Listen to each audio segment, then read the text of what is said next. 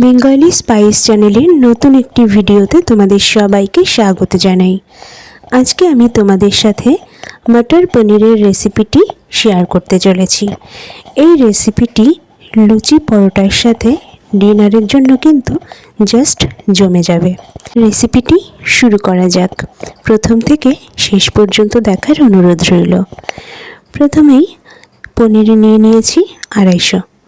তো 250 গ্রাম পনিরকে আমি প্রথমে কিউব আকারে কেটে নেব। আমি ছোট ছোট কিউব করে কেটে নিচ্ছি।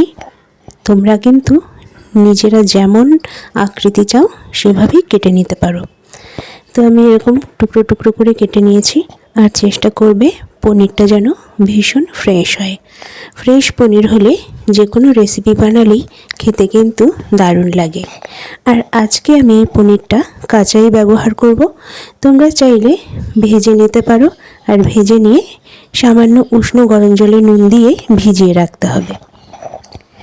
এরপরেই নিয়ে নিচ্ছি কয়েকটা জিনিস, যেটা আমি ভালো করে কুচি কুচি করে নেব।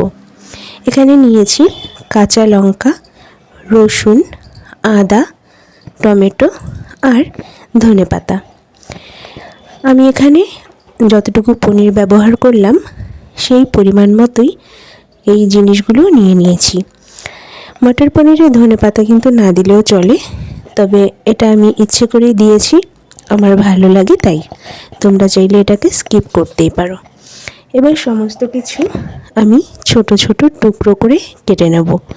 যতটা সম্ভব ছোট টুকরো করা যায়, তাহলে কিন্তু রান্নার প্রসেসটা অনেক তাড়াতাড়ি হবে। তো ধনেপাতাগুলো কিন্তু এরকম সামান্য বড় বড় টুকরো করে নিলাম। আর আদাটাও খুব ভালো করে কুচি করে নিচ্ছি। রেসিপিটি যদি ভালো লাগে লাইক কমেন্ট করো আর শেয়ার করো, সাবস্ক্রাইব করে চ্যানেলের পাশে থেকো। এরপরে কাঁচা লঙ্কা দুটোও সামান্য চিড়ে নিয়েছি, যাতে তেলে পড়লে না ফাটে। এবার চলে আসলাম রান্নার দিকে।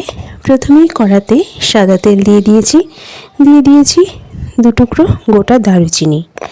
এর মধ্যে কেটে রাখা সমস্ত জিনিসগুলো দিয়ে দিচ্ছি, মানে কুচিয়ে রাখা আদা, কাঁচা লঙ্কা, টমেটো, তারপরে দিয়ে দেবো ধনেপাতা আর রসুনের কোয়া।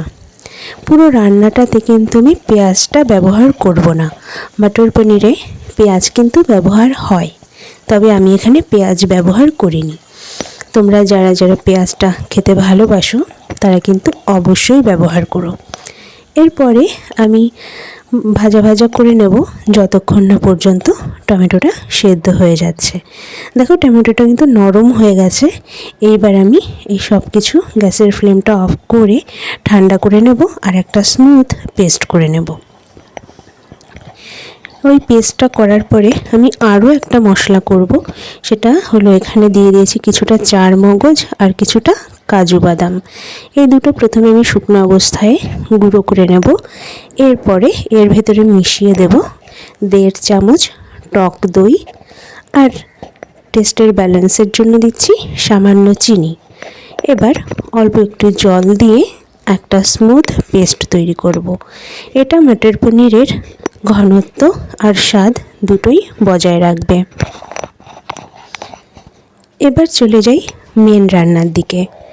এখানে যে সাদা তেলটা ছিল কড়াতে, তার মধ্যে কিছুটা বাটার দিয়েছি আর গরম করে নিচ্ছি। এরপরে গরম হয়ে গেলে দিয়ে দিচ্ছি সামান্য গোটা জিরে। গোটা জিরে দেওয়ার পরে এর ভেতরে দিয়ে দিচ্ছি তেজপাতা। এবার কিছু শুকনো মশলা এর ভেতরে দিয়ে দেব, যেমন সামান্য হলুদ আর লঙ্কা গুঁড়ো। এই দুটো তেলের ভেতরে নাড়াচাড়া করে নেব। এরপরে দিয়ে দেব এর ভেতরে প্রথমেই যে মশলাটা ভেজে পেস্ট করে নিয়েছিলাম সেই পেস্টটা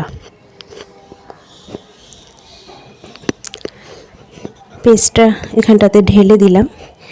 এখানে যে মশলা আমি ব্যবহার করলাম সেটা আগে যেহেতু ভেজে নিয়েছি, তাই এখন কিন্তু খুব বেশি কষানোর কোনো প্রয়োজন নেই। সামান্য পরিমাণে কষালেই কিন্তু হয়ে যাবে, কারণ মশলার কাঁচা গন্ধ তো আগেই চলে গেছে। তাই এখন খুব বেশি রান্না করার দরকার নেই।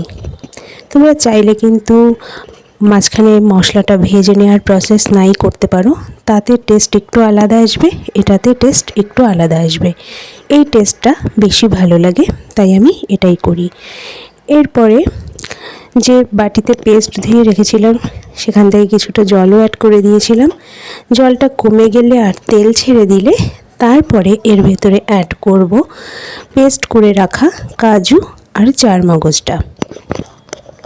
দেখো দেখতে কিন্তু পুরো ক্রিমের মতো লাগছিল, ফ্রেশ ক্রিমের মতো। তো আমি এটাকেও ভালো করে মিশিয়ে নিচ্ছি,